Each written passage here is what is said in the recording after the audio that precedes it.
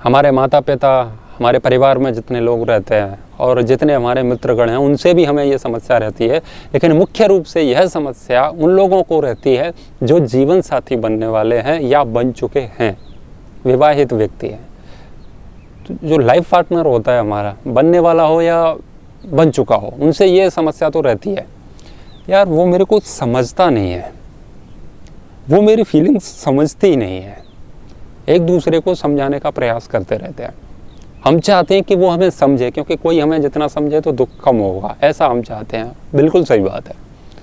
लेकिन इससे पहले यदि मैं आपसे पूछना चाहूँ कि हम चाहते हैं कि वो हमें समझे, लेकिन क्या हमने अभी तक स्वयं को समझा है? उत्तर है नहीं।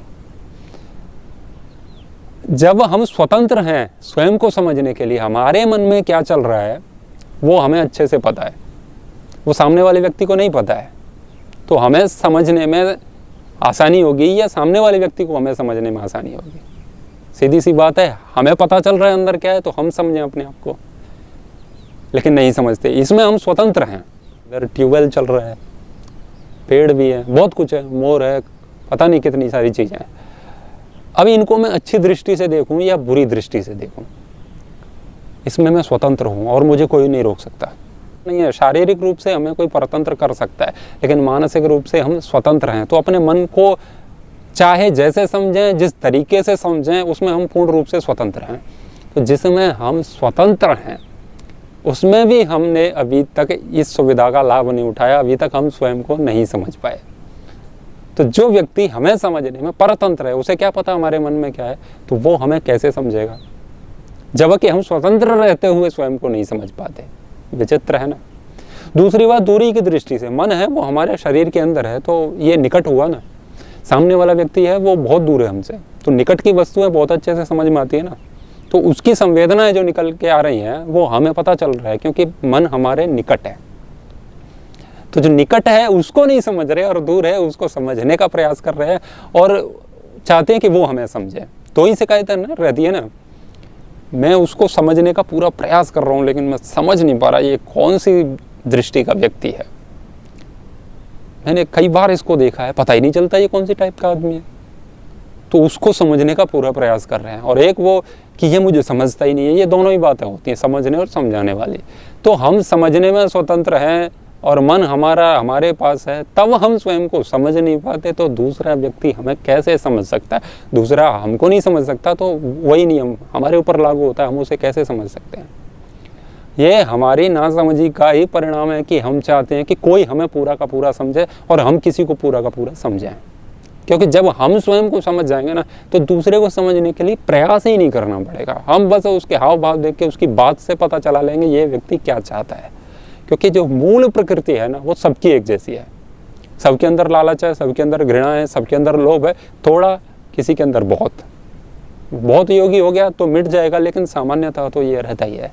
तो वो कब व्यक्ति कैसे बाजी मारता है, कैसे पलटता है, किसी से वो क्या चाहता है, ये हम बहुत अच्छे से समझ सकते हैं यदि हम अपने चित्त का अनुवीक्षण बहुत अच्छे से कर लेते हैं तो। क्योंकि मन सबका एक जैसा, ये संस्कार उसमें अलग अलग है, लेकिन वो भागता प्रकृति की ओर है, सबका ही भागता है। तो जब हम चाहते हैं कि वो व्यक्ति हमें समझे, अब हम आकलन भी कर लेते हैं कि ये ऐसा ऐसा हो सकता है। तो जब हम किसी को समझेंगे ना, ये व्यक्ति ऐसा होगा, वो गलत ही हो। क्यों? क्योंकि हमारा जो पैमाना है ना मापने का, वो गलत है, क्योंकि हमने स्वयं को समझा ही नहीं। मान लीजिए तराजू है वो एक, और वो तराजू स्वयं में ही गलत है, ये दोनों पलड़े उसके बराबर नहीं है, एक आगे पीछे ऊपर नीचे हो रहा है। अब वो जिस किसी भी वस्तु को तौलेगा, चाहे वो वस्तु कितनी ही शुद्ध क्यों ना हो, वो गलत ही तौलेगा, क्योंकि तराजू गलत है। तो हमारे अंदर इतनी विकृतियां हैं, हम अपने आप को नहीं समझ पा रहे, तो हम दूसरे को समझ के जो आकलन करेंगे वो आकलन भी गलत ही होगा। तो हम जैसा समझते हैं कि ये व्यक्ति ऐसा वैसा नहीं होगा, ये गारंटी है, लेकिन हमें क्या, हम तो किसी के भी विषय में निर्धारित कर लेते हैं अपनी विचारधाराओं को। तो ये सोचना ही गलत है कि कोई हमें समझे। हम चाहते भी हैं कि औरों को हम समझें, तो स्वयं को समझिए। स्वयं को समझ गए तो समझ लीजिए सबको समझ गए। हर व्यक्ति अलग अलग है विचारधारा से, तो एक एक व्यक्ति को समझेंगे तो कितना समय लगेगा? कितना समय लगेगा और उसका कोई विशेष लाभ भी नहीं मिलने वाला। लेकिन हम स्वयं को समझ गए तो सबको समझ जाएंगे, ये मास्टर फॉर्मूला है। इसीलिए तो योगी लोग होते हैं ना, वो किसी को भी देख के उसके हाव भाव देख के कह देते हैं ये व्यक्ति ऐसा ऐसा है।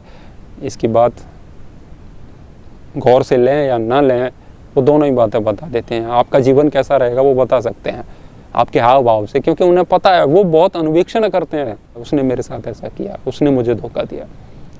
क्या हम इतनी सुविधा होते हुए, स्वतंत्र होते हुए, मन को निकट होते हुए, उसकी सारी सूचनाएं जानते हुए स्वयं को नहीं समझ रहे? तो ये स्वयं के साथ धोखा नहीं है। ये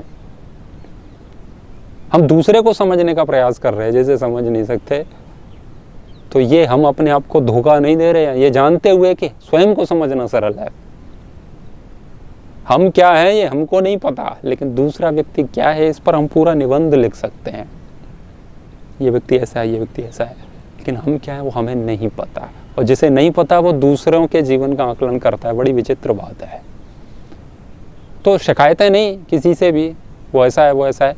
हम कैसे हैं मन के स्तर पर, वो हमें समझ रहा है नहीं समझ रहा है, हम कितना अपने आप को समझ पा रहे हैं। क्योंकि हमें समस्या क्यों होती है कि वो हमें नहीं समझ रहा है, यानी कि हमारी मनोकामना पूर्ण नहीं कर रहा है जैसा हम चाहते हैं, हमारे अकॉर्डिंग वो काम नहीं कर रहा है।